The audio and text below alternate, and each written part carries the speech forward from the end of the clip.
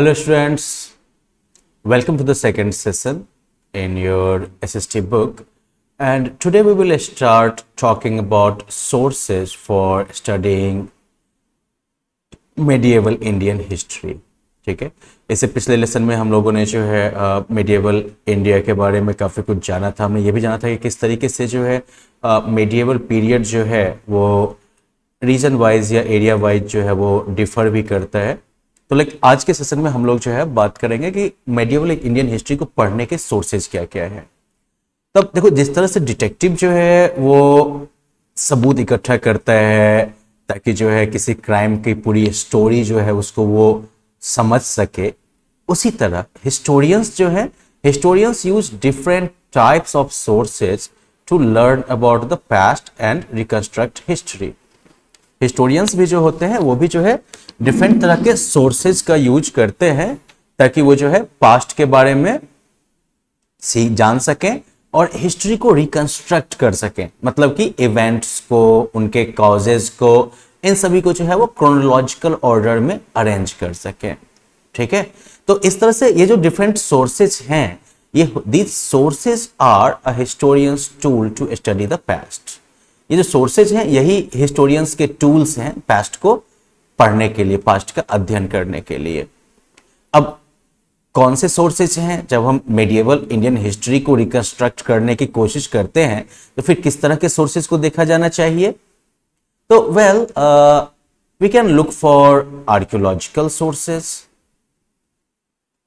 जिसमें कि basically archaeological sources क्या होते हैं?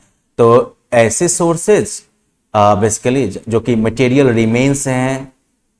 Okay, the study of history through the material remains of human life is known as archaeology. Okay, human life के जो भौतिक अवशेष हैं, मटेरियल रिमेन्स हैं, उनके थ्रू जब हम हिस्ट्री की स्टडी करते हैं, that is called archaeology. And these sources में include monuments, paintings, sculptures, inscriptions और कॉइन्स। तो जैसे कि मॉन्यूमेंट्स एंड बिल्डिंग्स की बात करें अगर हम, तो बिग और स्मॉल इन साइज, राइट? ये स्ट्रक्चर जो है बड़े हो सकते हैं या फिर छोटे हो सकते हैं। बड़ा सा जो है महल या किला हो सकता है या फिर छोटी सी जो है झोपड़ी भी हो सकती है। Some are beautiful, intact and others are in ruins. इनमें से कुछ मॉन्यूमेंट्स या बिल्डिंग्स जो हैं वो अभी भी काफी सुंदरता पूर्वक जो है सुरक्षित होंगे, इंटैक्ट होंगे, जबकि दूसरे ऐसे भी होंगे जो कि छिन्न भिन्न हो गए होंगे, टूट फूट गए होंगे। Forts, palaces, temples, tombs, mosques, clock towers, gardens and so on are some examples of monuments and buildings. फिर इंस्क्रिप्शंस की बारी आती है। तो what are inscriptions? Inscriptions are writings engraved on solid surfaces such as metals, rocks, pillars and stone structures. Okay? Inscriptions जो है वो basically writing है जो कि सॉलिड सरफेस पर जिनको कि उकेर दिया गया है, ठीक है ना, इनग्रेव कर दिया गया है। जैसे कि मेटल पर इनग्रेविंग की गई होगी या पत्थरों पर या फिर पिलर्स पर या फिर स्टोन के स्ट्रक्चर्स पर, इन सभी पर जो है ये इंस्क्रिप्शंस हमें देखने को मिलते हैं। कॉइन्स जो है ये भी एक इंपॉर्टेंट आर्कियोलॉजिकल एविडेंस है या सोर्स है।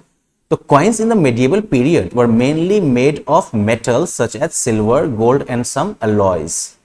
मेडिएवल पीरियड में जो सिक्के होते थे वो मेनली जो है मेटल से बनते थे, जैसे कि चांदी, सोना या फिर कुछ अलॉयज, मिश्र धातु जिसे कहते हैं। Now these had different scripts and figures inscribed on them. इन सिक्कों पर जो है अलग अलग लिपि और अलग अलग जो है फिगर जो है उकेरे जाते थे। फिर स्कल्पचर्स, मूर्तियां जो होती हैं। Now the sculptures were made of bronze, wood और stone and depicted figures of gods and goddesses and queens and kings. Sculptures जो थे वो मेनली जो है ब्रॉन्ज से, तांबा या फिर सॉरी तांबा नहीं हो गया, कांसा हो गया, फिर जो है लकड़ी, पत्थर, इन सभी पर ये स्कल्पचर्स जो थे वो बने होते थे। और ये जो है देवी देवताओं के फिगर्स या फिर रानी और राजाओं के फिगर्स, इन सब को जो है वो रिप्रेजेंट करते थे। जैसे कि नटराज का स्कल्पचर मिलता है या फिर डांसिंग शिवा का जो है स्कल्पचर मिलता है ना, तो ये स्कल्पचर्स जो हैं वो भी मेडिएवल हिस्ट्री को पढ़ने के इंपॉर्टेंट टूल्स हैं। फिर paintings. Now paintings can be found in the form of murals, portraits and miniature paintings on scrolls and pieces of paper compiled as books. ये पेंटिंग्स जो है वो म्यूरल्स के फॉर्म में आपको मिल सकते हैं, वो वॉल वगैरह के ऊपर बड़ा सा जो है पेंटिंग वेंटिंग टाइप का जो किया जाता है। पोर्ट्रेट, जिसमें कि किसी इंसान की जो है पेंटिंग तैयार की जाती है। मिनिएचर पेंटिंग्स, जिसमें कि लार्ज स्केल की कोई चीज होगी और उसका जो है छोटा सा फॉर्म एक बना दिया जाएगा। ठीक है, तो इस तरह के जो पेंटिंग्स हैं वो आपको जो है स्क्रॉल, ये भी पेपर का ही बना होता है, तो स्क्रॉल या फिर कागज के टुकड़े पर आपको मिल सकता है जो कि बुक्स के फॉर्म में कंपाइल किए गए हैं। Now different styles of painting developed in different parts of India. India के डिफरेंट पार्ट्स में डिफरेंट स्टाइल्स ऑफ पेंटिंग जो थी वो डेवलप हुई थी। तो ये तो हो गए आपके archaeological sources. Then we have got the literary sources. Literary sources क्या होते हैं? तो literary sources are found in the written form. Literary sources जो है वो रिटन फॉर्म में मिलते हैं। They were written in many languages. ये जो है बहुत सारी भाषाओं में लिखे गए थे, जैसे कि पर्शियन, संस्कृत, अरेबिक, उर्दू, जो रीजनल लैंग्वेजेस थे जैसे कि अवधी वगैरह सब, and so on. In the early medieval period paper was still not used in India. Early medieval period में जो है पेपर अभी भी इंडिया में यूज नहीं होता था। तो उस समय में क्या क्या यूज होता था? The materials used for writing included palm leaves, bark of birch trees and animal skins. Okay, palm leaves, फिर जो है जो ताड़ का पत्ता होता है, या फिर बर्च ट्री की खाल जो होती थी वो, या फिर जानवरों की स्किन, ये सब जो है लिखने के लिए यूज होते थे। In late medieval period paper became the chief writing material. बाद वाला जो मेडिएवल पीरियड है उसमें जो है पेपर जो है वो मेन राइटिंग का मटेरियल बन गया था। अब इसमें भी जो है आप फर्दर जो है इसको क्लासिफाई कर सकते हैं लिटरेरी सोर्सेज में भी। एक तो हो जाएगा रिलीजियस रिटन सोर्सेज या रिलीजियस लिटरेचर, और दूसरा हो जाएगा नॉन रिलीजियस लिटरेचर। अब रिलीजियस लिटरेचर में क्या आता है? तो जैसे कि रामायण, महाभारत, या फिर जो संतों की जो कही बातें थी written in the form of dohas, right. तो ये सभी जो है वो लिटरेरी रिलीजियस लिटरेरी सोर्सेज के एग्जाम्पल हैं। नॉन रिलीजियस लिटरेरी सोर्सेज जो है इसमें आता है ऑटोबायोग्राफीज एंड बायोग्राफीज।